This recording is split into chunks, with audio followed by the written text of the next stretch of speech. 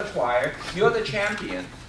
And then the question is that what can we do in your CSA that you can mobilize so that the end result is access to care, access to CSA services, whether you are racially, ethnically diverse, that you are not speaking English very fluently or even efficient enough to communicate, or you are, have specific, certain types of, religious beliefs and so forth. That's where the culture comes in. Culture is very great, very broad. But the reality is that in this country, and also in the state, there are populations that cannot gain access to CSA for many, many reasons. Some don't even know, as someone stated, CSA, what is that? We have been around for 3 years. And we know some of those statistics statewide. What population tends not to be able to get services? Does that mean that population is healthier? I can use the example of the Asian population. Whether you are Chinese, Vietnamese, Cambodian. Does that mean they're much healthier than other population? The answer is really no. A lot of times they're not even aware about services and programs. So think about that. And then another level is that even if they get in, and I think this is the thing that we talked about earlier, about, when Malika talked about, sometimes when we use the word competence, CLC, cultural linguistic competence, a lot of times we really are talking about what? Respect, able to understand, and able to communicate appropriately. That's a tall order to do. But I think that you all are doing it. But the question I always ask is, does your CSA as a whole, does your people that are up in a higher kind of a hierarchy, do they create that opportunity for you to do your work? And this is what the whole thing is about, is how do then we can create that community here today, and then also create that community in your CSA, something called Cultural Linguistic Competence Action Team, called CCAT. So I give you some examples and so forth. And we just kind of want to prepare you so that you can be the champion of this community practice to bring it back. The journey is going to be hard. It's not going to be easy. I've been doing this for a long time, and sometimes I say, I'm so tired of this. Time to go, time to move on. But I did not. And I share with you a personal reason that I did that. Why am I so passionate about cultural linguistic competence? The whole issues about people talk about disparities. I'm talking about equitable care. No more, no less. Equitable. Okay? The reason for that is my own personal journey, that unfortunately my brother is not as lucky as some of the young adults here. As a matter of fact, he never able to reach his 21-year-old birthday. He's mentally ill and committed suicide. He is Chinese, and we know for the Chinese population, lack of access, lack of understanding from the community. We have our own stigma, right? And that's how a community explains. That's why it's so important to understand, from the young adults, from the youth, from the family members, how do they explain, what's showing up in front of you? It is not about how do they explain mental illness. Oh, thank you, John. It is about how do they explain, as I said, how do they explain the suffering? What are they suffering from at that time? So, anyway, so that's kind of a personal story. What I would like to is then to project this to somewhat almost a similar definition. It's very similar to what you have, but I put a few other terms that I feel is actually quite important.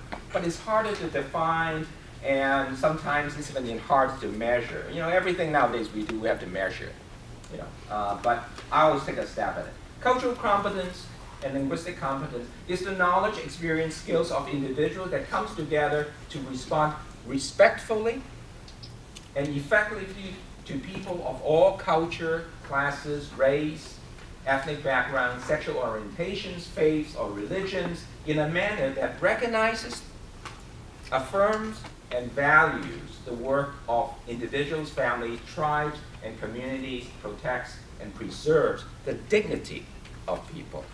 So, and I think that a lot of times, these are the jargons, these are the word I use, that we use it nationally and so forth. But I think all in all, those are the color words, the colorful words, is really what we're talking about. It's about respect, it's about dignity. And all these are really from the perspective of someone that receiving the services. We can say, oh, I'm very respectful towards, the young person. Well, ask the young person, whether that is true. Most young person will tell you that anyway. My son 25 and my youngest boy is 21.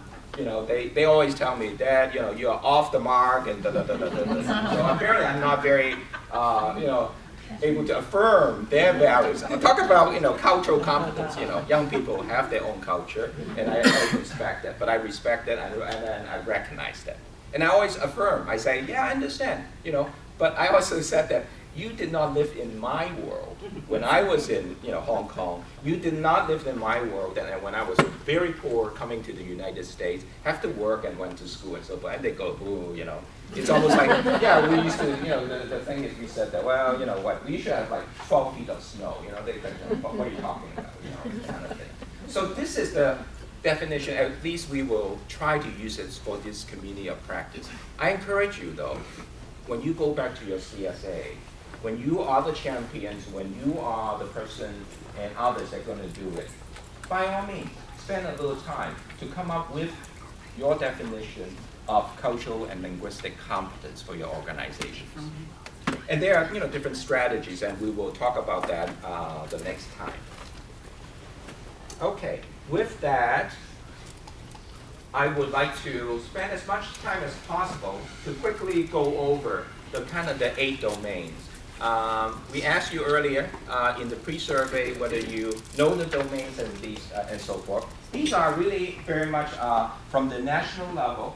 It comes out from actually something called the CLASP, Cultural Linguistic Appropriate Standards, which is by the Health and Human Services.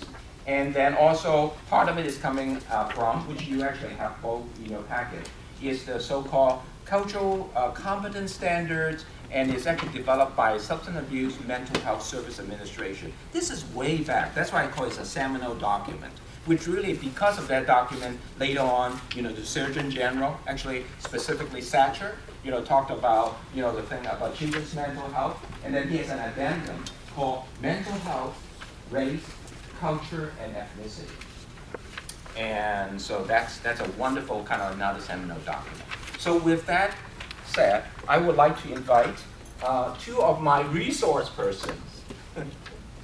They said they don't want to call themselves experts. I think that they are experts. But I also think all of you are experts because you have something that we might not have. So can I either ask you to come up, or what would you prefer, to sit where you are? That is Oma, who did the Multicultural South, the circles, and Edna, who was quietly sitting over there. And so what would both of you like to do?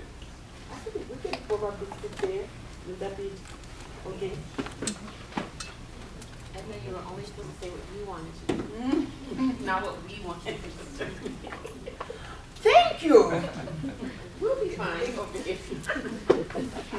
you hear that? Exactly. Like, You did not hear anything. Okay, I think everyone knows Oma. And Edna, would you like to introduce yourself? Oh, I thought I did earlier. Okay. Well, so I'm Edna from Children's Services of Workplace. And I started, at Children's Services of Workplace with the CSA. So that's my history. okay. And Oma, you want to just mention yourself again one more time? I think everybody knows by now. Okay. All right then.